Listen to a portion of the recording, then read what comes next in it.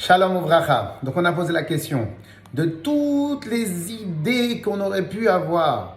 Pourquoi l'idée que Esther, elle a eue à la fin des 3 jours de jeûne était de faire un mishté, un repas pour Achashverosh avec Haman.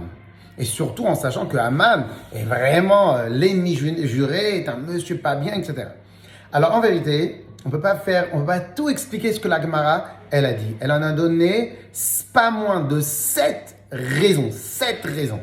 Mais on va faire 2 ou 3 qui ont l'air, qui vont nous réchauffer le cœur. Alors écoutez bien. Première, Raman Shimon ben Menassia Omer. Rabbi Shimon ben Menassia dit Oula yargisha makom yasser lanu nes. Il dit comme ça. Peut-être qu'Akadosh Baruch Hu va voir combien je souffre de donner à manger à mon ennemi. Et que peut-être grâce à ça, je vais, Akadosh Baruch Hu, il va nous faire un miracle. Rabbi Nechemia, il dit, parce que si les Bnei Israël, ils vont croire qu'ils ont une sœur, donc une alliée, très important, une alliée au gouvernement, ils vont arrêter de prier à Hachem. Alors, on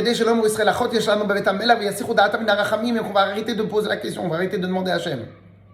Et là aussi, c'est un enseignement très, très, très chaleureux. Pourquoi? Premièrement, Esther, elle est partie avec l'assurance que puisqu'il y a tous les Bnei Israël qui vont prier pour qu'elle réussisse, donc elle va avoir la puissance des prières du Ham Israël qui vont l'aider.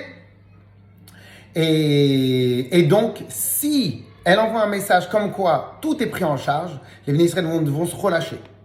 Et de là, tu apprends aussi un autre enseignement.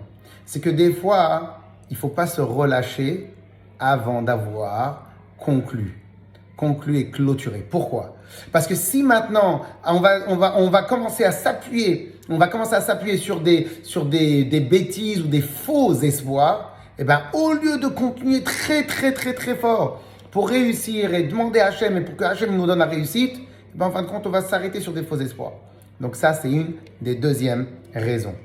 Alors maintenant, écoutez bien, la dernière raison qu'on va traiter aujourd'hui, ça va être comme ça. Magnifique. Rabbi Yoshua ben Kocha dit, Asbir lo panim kedei sheyehareg ou vehi. Magnifique. Je vais l'amener devant Achashverosh. Et je vais un peu essayer de le séduire devant les yeux d'Achashverosh. Achashverosh, le roi, il va s'énerver. Écoutez bien.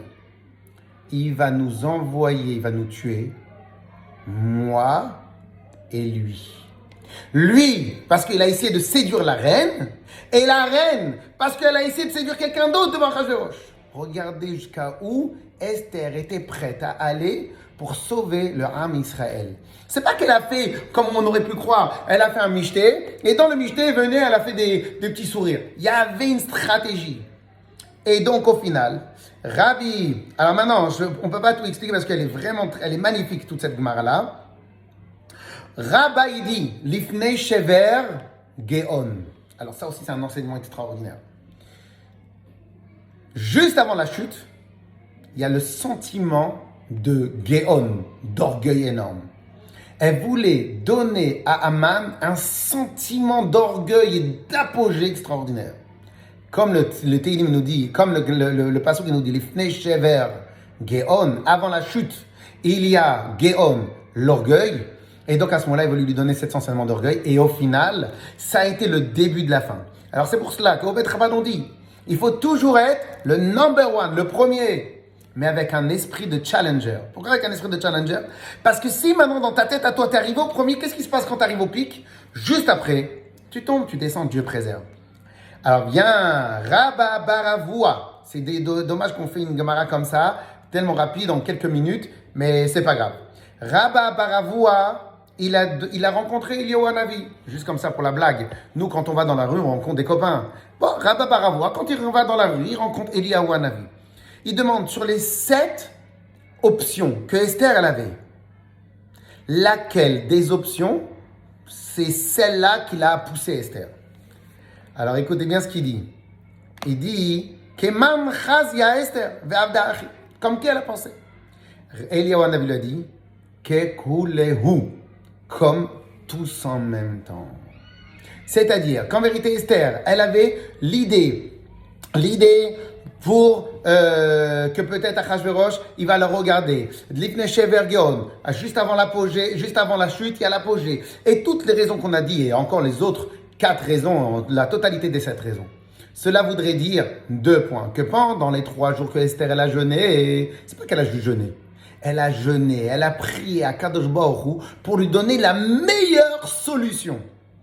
Et c'est quoi une meilleure solution? Une meilleure solution, c'est lorsque dans la même solution, il y a beaucoup d'options et que la finalité des options, elle donne une conclusion.